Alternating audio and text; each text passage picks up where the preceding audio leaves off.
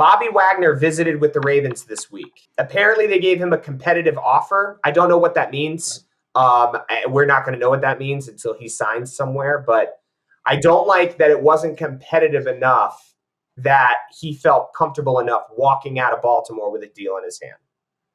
Yeah, you always like it when the Ravens meet with somebody and they don't even leave the building without a contract, But seems like Bobby has a lot of options.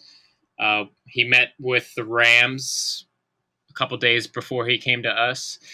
So, I mean, even if the money is close, the Rams offer, a team that just won the Super Bowl.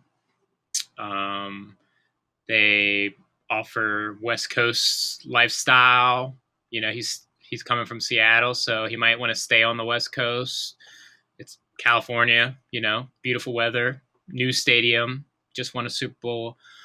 And the Rams are in Seattle's division, so he'd have the chance to play his old team 2 times a year to kind of like show them what they're missing, So, I mean, the Ravens have a lot to offer too. We got one of the most electric quarterbacks in the league in Lamar Jackson.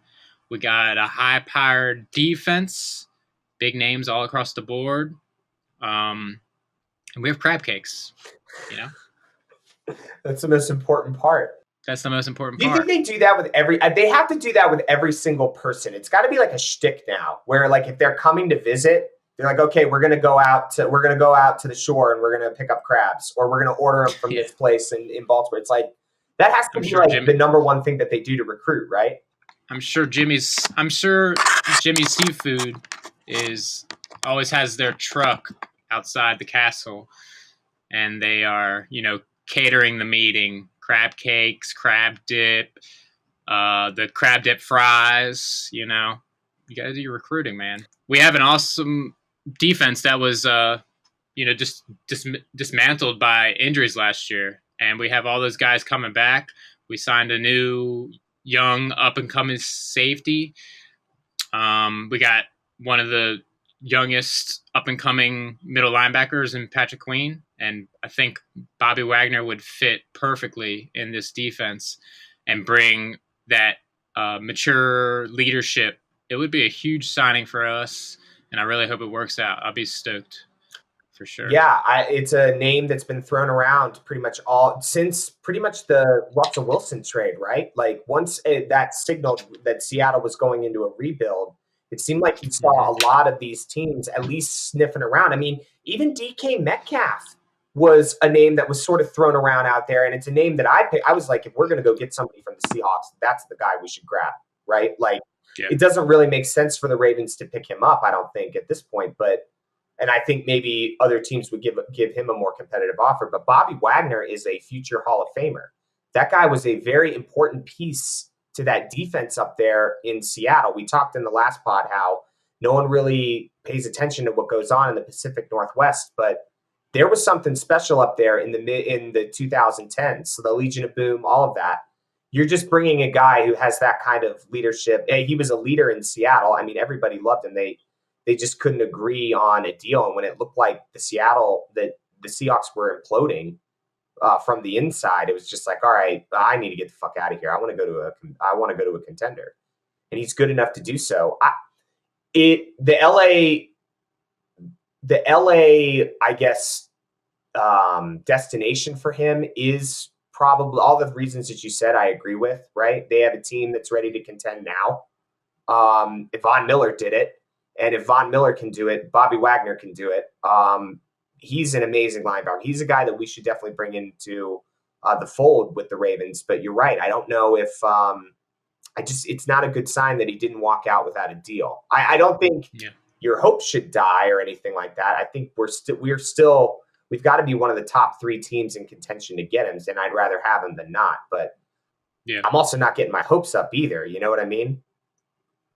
Yeah, I'm a little worried just because of the variable that the Rams are in the Seattle's division.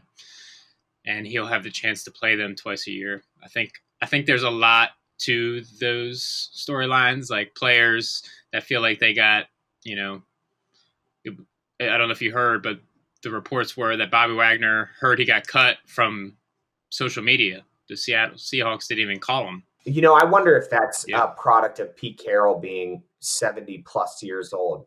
Because I think what happened over there, I think Russell Wilson got sick of him wanting to run the ball all the time and have this more traditional offense. You know, there was that saying like "let Russ cook," right? It was a very real thing. And I think the Pete Carroll and the way he goes about football, I don't think it translates well with the new generation of player that's coming up that is concerned about maximizing their value because they know now that there's a good chance they're only going to play this game for a short amount of time. Like, and all the social media stuff. I mean, think about like Archie Manning, that Manning kid who's playing high school football right now. Think about the kind of contract and the kind of like leverage he's going to have getting into the league. I know he's a special case, but these players are maximizing social media more. And I don't think that translates with Pete Carroll. I really don't. I think he was a great recruiter in the 2000s before the internet came along and sort of shook things up as far as players' images are concerned. I don't know if it translates anymore. And it seems like a lot of these guys are like, man, they leave and there's been questionable decisions, like with the Jamal Adams signing up there. I don't know. They just gave him an extension similar to our head coach who just picked up a 3-year extension. But I don't know, man. It's looking rough over there for Seattle. They're in total rebuild. And I think if you can grab Bobby Wagner and you can put him on this defensive line that needs a pass rush, I think things would be looking up at M&T Bank Stadium. I'm glad that we're in the running. I hope we sign him. Hopefully we hear more as the news comes out.